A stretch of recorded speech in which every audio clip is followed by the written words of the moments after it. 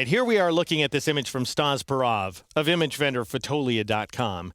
And if you were with me for feature number 33, you'll recall that we used the calculations command in order to merge the red and blue channels to create this base mask right here. Now, our hair is in pretty darn good shape.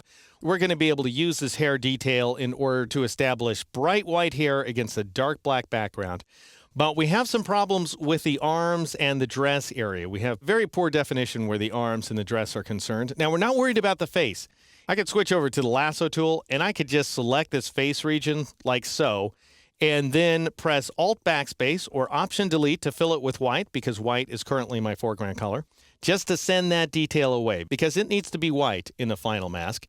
However, we need to come up with a better way to select the arm and dress details, and that better way is one of the finest selection tools in all of Photoshop. Lets you select anything down to the most minute detail, and that is the pen tool. So I'm going to go ahead and press Control D or Command D on the Mac to deselect that region, and I'm going to switch over here to the Paths palette, which allows me to store paths that I've drawn with the pen tool, and then I'll click on this body path in order to make it active. And you can see that we have this path that's drawn around the arms and the dress region. Now, I've created that in advance for you. I'm going to recreate some of these details so that you can get a sense of how the pen tool works. But first, let's switch back to the Channels palette, click on RGB so that we can see the full color image. No reason to see the mask at this point. And now I'm going to switch over to the Arrow tool here, click on it to bring up the flyout menu, and choose the Direct Selection tool, which I call the white arrow tool because it's white, whereas the black arrow tool is black. And we have a keyboard shortcut of A for arrow. All right, having selected the white arrow tool, whatever you decide to call it, I'll go ahead and zoom in on this detail right here. And I'm going to marquee around some of these points like so, and I'm shift marking around a few others in order to select them. And then I'll press the backspace key or the delete key on the Mac in order to delete those selected points so that we can redraw them using the pen tool. Here is the pen tool, by the way, and you can get to it by pressing the P key. And I'll start things off by showing you how to create corner points, because those are the simplest kinds of anchor points to create. All you do is you click to create a new point, and then you click again in order to connect those 2 points with a straight segment, continue to click in order to continue to add straight segments like so. And then when you get to the first point in the path and click on it, you close that shape. Problem is, with drawing these kinds of freeform polygons, they don't really represent any human forms. We as human beings and other animals as well are not a bunch of polygons walking around. So what we need is smooth contours. So this thing isn't going to do us any good at all. I'm going to switch back over to the black arrow tool. I'm going to click on this shape right here because the black arrow tool selects entire shapes at a time, and I'll press the backspace key or the delete key on the Mac in order to get rid of it. Now I'm going to switch back to the pen tool. And I'll show you how to draw the other kind of point inside of Photoshop, and that's the smooth point. To make a smooth point, instead of clicking, you drag. So you click and drag like so. And where you started your drag becomes the anchor point, and where you end your drag becomes this thing called the control handle, which stretches at the segment in order to cause it to curve. Notice that there's another control handle going the exact opposite direction of the first one, and that is going to establish a nice smooth contour at this location. All right, now I would click over here, let's say, and drag like so in order to pull out a control handle on either side. And notice that I'm moving forward through the shape. So I'm moving, in my case, in a counterclockwise rotation around the shape that I'm drawing so that that previous control handle that's going in the opposite direction is curving the current segment. So you can see that segment stretch toward the control handle and then stretch back when the control handle comes closer to it. So the farther you stretch the control handle away, the more curvature you get. The shallower the control handle, the less curvature you get. And then I would just continue dragging along like so, and then I'd complete the shape. All right, so it's sort of a little floppy circle right there. Let's get rid of it. We don't want it either. So I'll click on it with the black arrow tool, press the backspace key or the delete key on the Mac. Here's what we want to do. We want to continue this path that I've already started drawing. I'll go get my pen tool.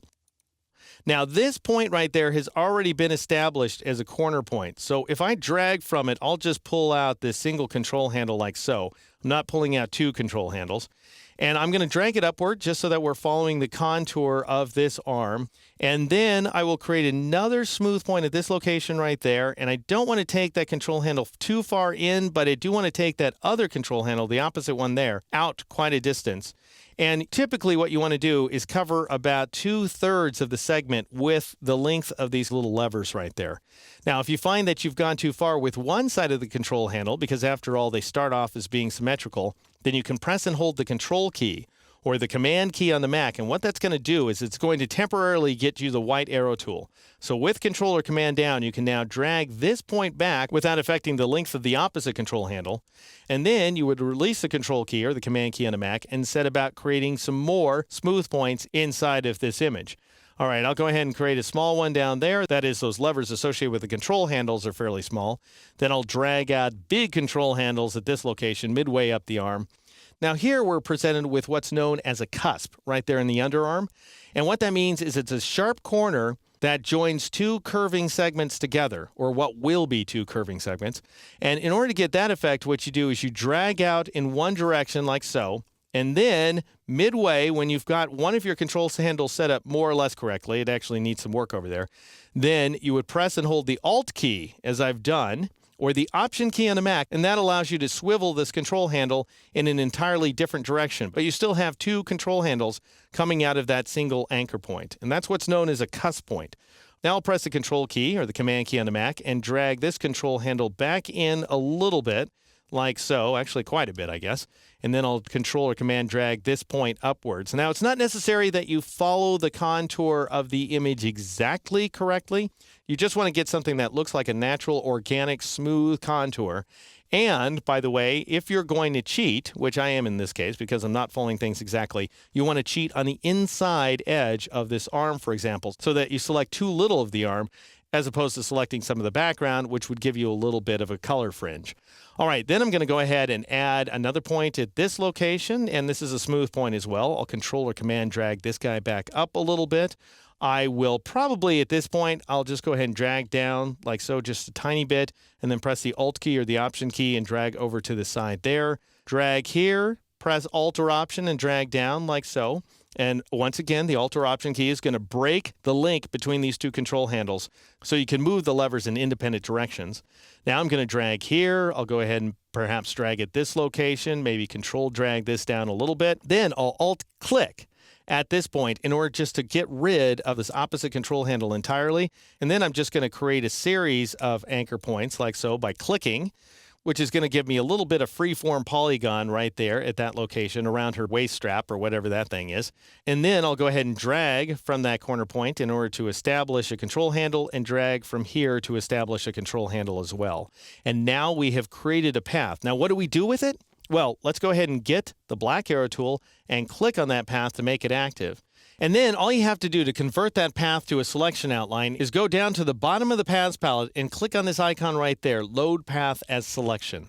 Now we have a selection outline. I'll switch over to the Channels palette, click on that mask channel that we're in the process of creating there, and I'll press Alt Backspace or Option Delete in order to fill that selected area with the foreground color, which is white.